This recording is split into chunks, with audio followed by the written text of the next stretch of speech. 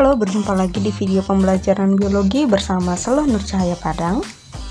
Sebelum menonton video ini, jangan lupa untuk subscribe dan aktifkan loncengnya supaya kamu bisa menerima notifikasi video terbaru dari kami.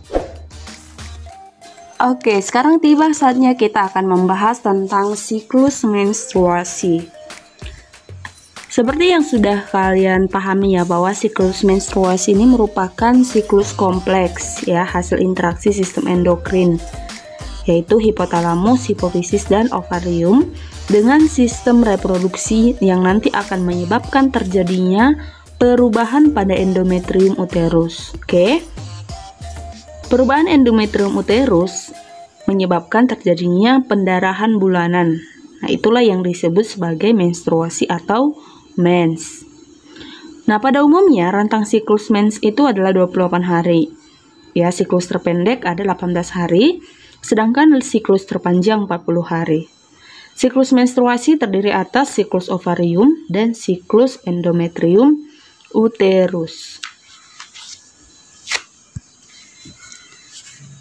Nah, sekarang kita akan bahas yang pertama adalah siklus ovarium ya.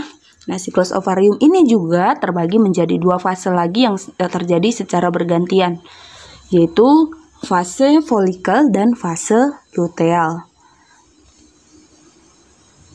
Bagian yang pertama, fase folikel, itu diawali dengan siklus atau hari pertama.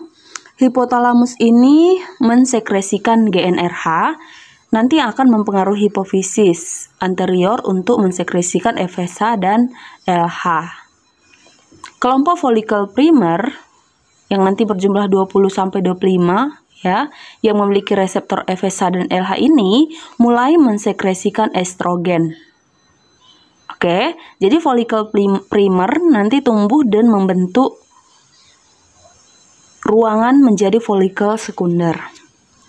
Peningkatan estrogen dalam plasma darah nanti akan menghambat FSH dan LH ya.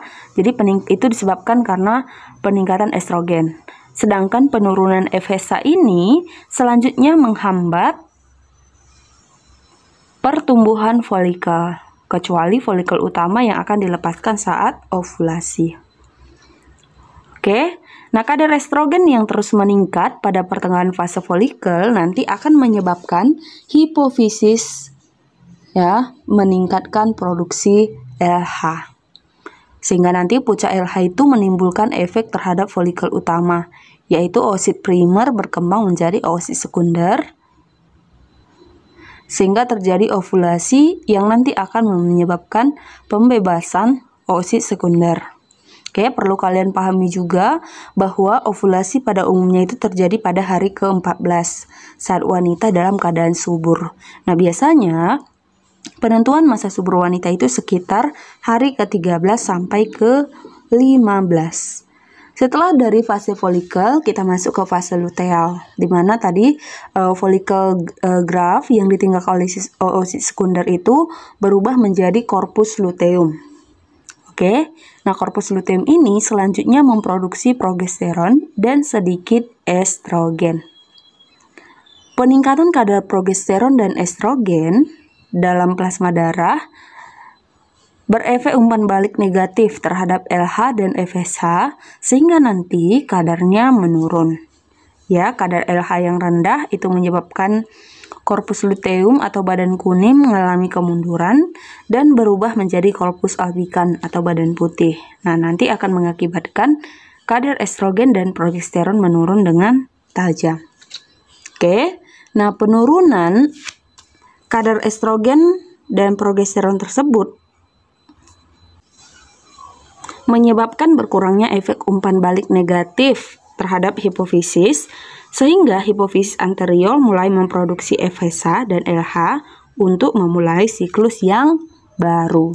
Nah, tadi sudah kita bahas fase luteal dan fase folikel. Sekarang kita bahas siklus endometrium uterus. Oke, siklus endometrium uterus ini terdiri atas 3 fase, yaitu fase menstruasi, fase proliferasi, dan fase sekretori.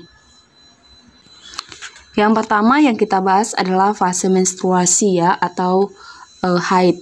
Oke, jadi fase haid ini fase pengeluaran darah ya. dan sisa endometrium dari vagina. Biasanya berlangsung 4-5 hari. Oke.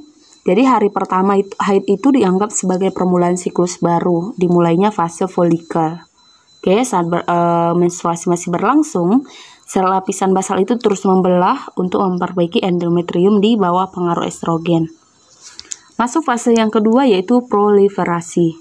Nah, proliferasi ini berlangsung dari akhir haid sampai ovulasi. Nah, sehingga nanti estrogen merangsang proliferasi endometrium hingga menjadi tebal, serta merangsang pertumbuhan kelenjar dan pembuluh darah.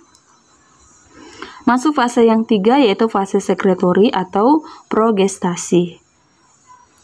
Progestasi ini terjadi setelah ovulasi atau ketika terbentuk korpus luteum. Oke, korpus luteum memproduksi progesteron dalam jumlah besar dan estrogen. Progesteron kemudian mengubah endometrium yang tebal menjadi jaringan kaya pembuluh darah dan glikogen dari hasil sekresi kelenjar untuk mendukung kehidupan embrio jika terjadi pembuahan dan implantasi.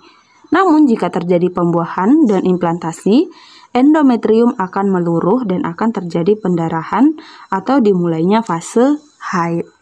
Nah, itulah dia siklus endometrium uterus.